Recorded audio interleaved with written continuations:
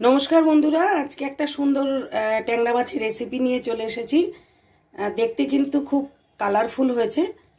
চলুন টেস্ট করে দেখে নেব কিরকম কি হয়েছে। আর আপনারাও রান্না করে খেয়ে দেখবেন এবং কমেন্ট করবেন কেমন লেগেছে আপনাদের। চলুন তাহলে রান্নাটা দেখে নিই। কড়াইটা বসিয়ে দিয়েছি, গ্যাস জ্বেলে দিয়েছি, এবারে তেল দিয়েছি, তেলটা গরম হয়ে গেছে। আমি ট্যাংরা মাছগুলোকে কেটে ধুয়ে লবণ হলুদ মাখিয়ে রেখে দিয়েছি। এইবারে ট্যাংরা মাছগুলোকে আমি ভাজতে দেব।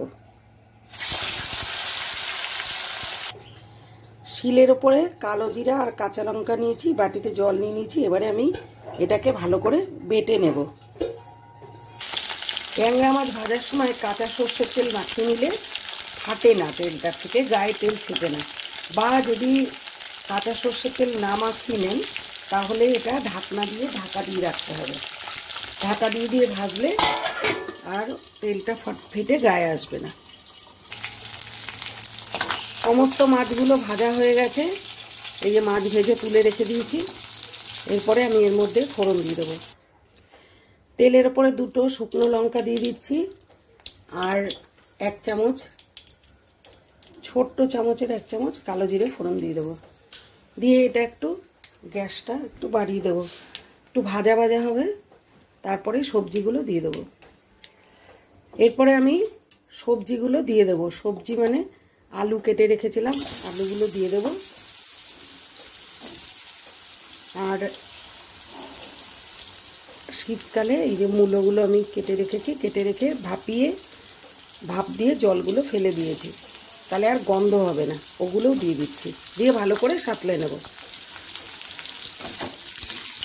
ভালো করে ভাজা ভাজা করে নেব। এপাশে আমি জল গরম বসিয়েছিলাম, জলটা গরম হয়ে গেছে। এবারে ভালো করে ভাজা ভাজা করে নিয়ে এর মধ্যে দিয়ে দেবো লবণ আর হলুদ।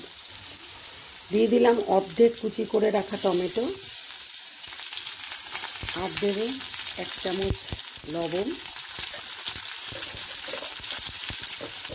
দিয়ে দেবো হলুদ গুঁড়ো, দিয়ে ভালো করে নেড়ে মিশিয়ে নেবো যতক্ষণ না পর্যন্ত টমেটোটা মিশে যাবে, ততক্ষণ আমি ভালো করে নেড়ে নেব।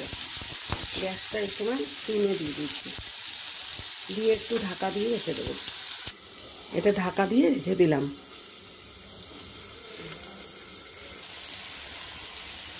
টমেটোটা মিশে গেছে। এবারে আমি 3টে কাঁচা লঙ্কা দিয়ে দিচ্ছি। এখন টমেটোটা একদম মিশে গেছে। এরপরে আমি গরম করে রাখা জল দিয়ে দেব।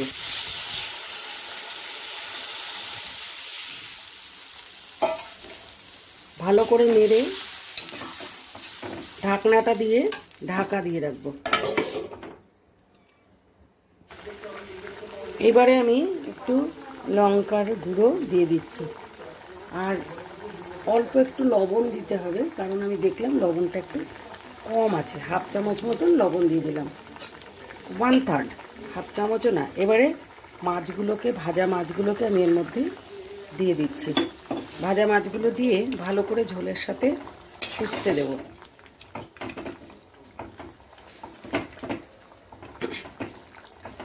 এটা একটুখানি ফুটে গেলে আমি একটা মশলা দিয়ে দেব।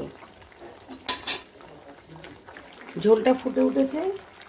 এইবার নামানোর আগে আমি যে কালো জিরে আর কাঁচা লঙ্কা দিয়ে বেটে রেখে দিয়েছিলাম, এটা ঝোলের মধ্যে দিয়ে দিলাম। দিয়ে ভালো করে, নামানোর একটু আগেই দিয়েছি কারণ একটা গন্ধ, কালো জিরে বাটার একটা গন্ধ ছাড়বে, তাই। এবারে এটা ভালো করে ফুটে গেলে আমি নামিয়ে রেখে দেবো। আমার রান্নাটা তাহলে কমপ্লিট হয়ে যাবে। রান্নাটা একদম কমপ্লিট। গ্যাসটা বন্ধ করে দেবো। Thanks for watching.